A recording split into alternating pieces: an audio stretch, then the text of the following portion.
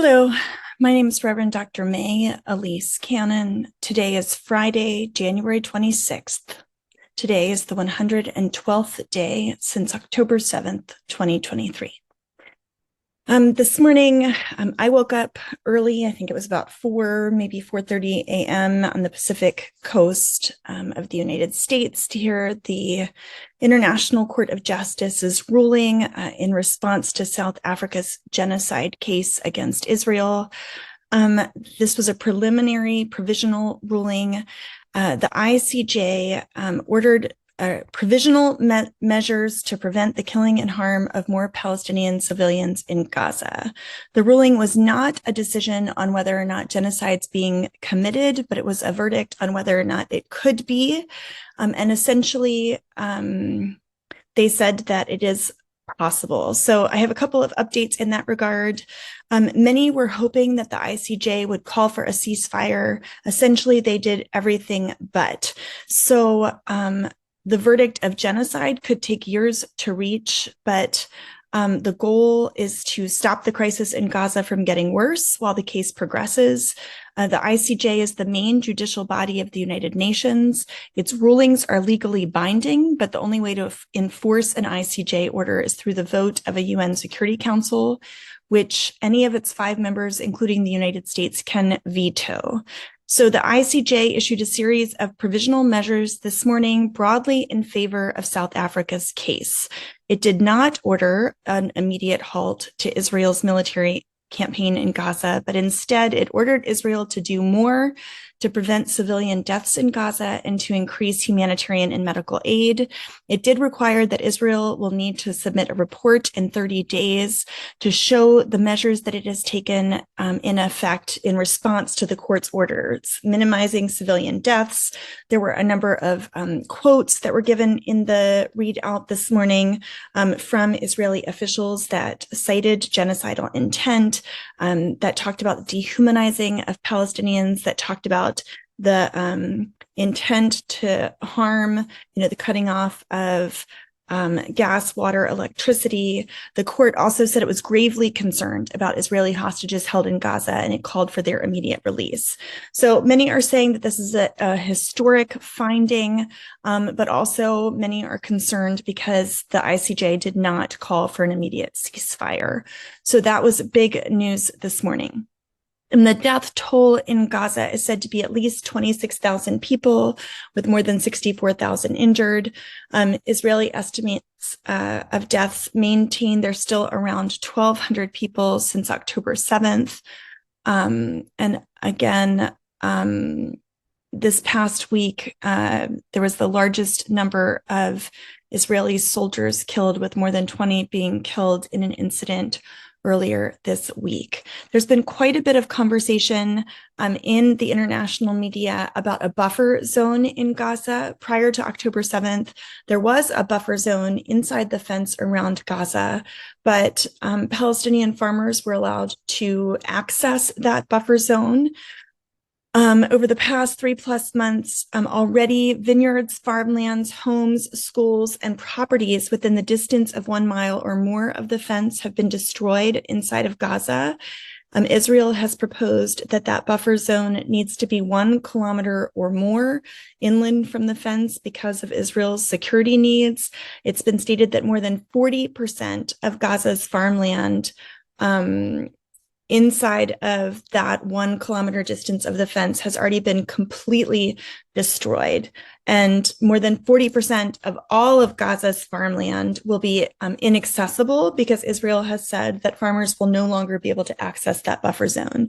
So there's significant concern that farmers will not be able to access it, that Gaza's territory is already shrinking.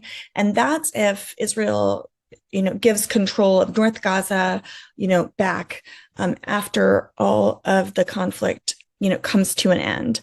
Already in that area of that new buffer zone that Israel has talked about, there are more than 2,800 buildings.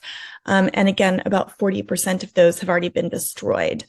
The The barrier is more than, Gaza is 40 kilometers long, and the barrier is said to be 70 to 100 kilometers. I was trying to do research, but there were significant articles about this in the Washington Post. All of the major international news outlets had significant articles about the buffer zone this week, and about arguments for the international community was saying that Israel should not take over more territory. The United States has opposed the taking over of more territory as well.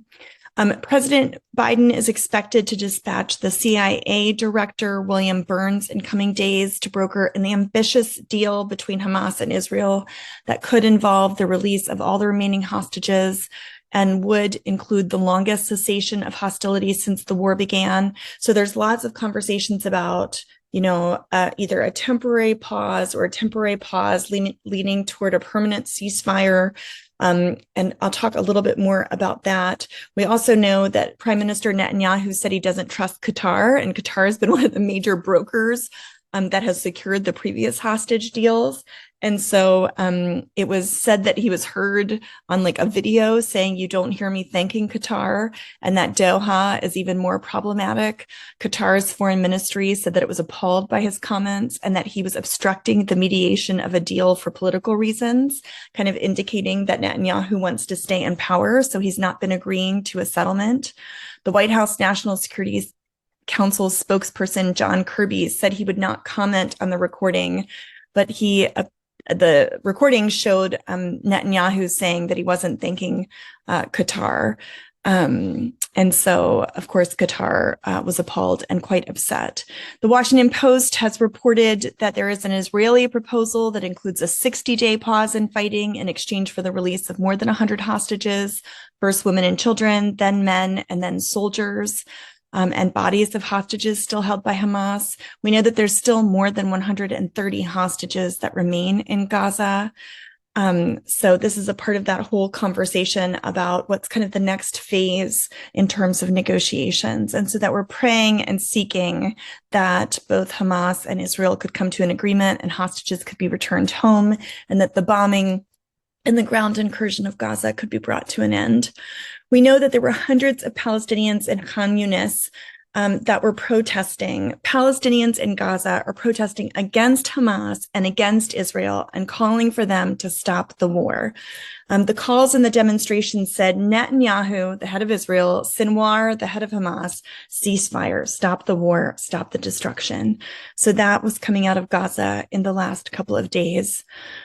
Lebanon's foreign minister said in an interview that they are ready for open negotiations with Israel, and they would like to define the border between the two states. They're specifically talking about the southern border. And the IDF said that their Air Force attacked Hezbollah targets near the Lebanese city of Tyre.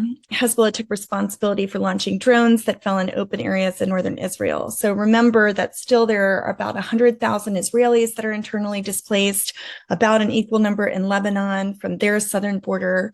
So we hope that they will have negotiations and agree to a border and negotiation for a ceasefire on the Lebanese-Israel border as well.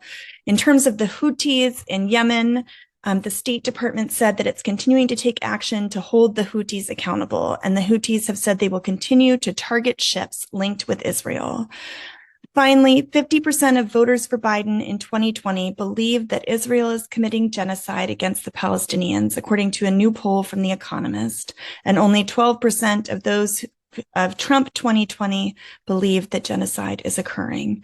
Our position at Churches for Middle East Peace is that if you call it mass killing, if you call it ethnic cleansing, if you call it genocide, just make the killing stop. End all violence, the violence of Hamas, the violence of Israelis bombing and the incursion that's affecting so many children and so many people in Gaza.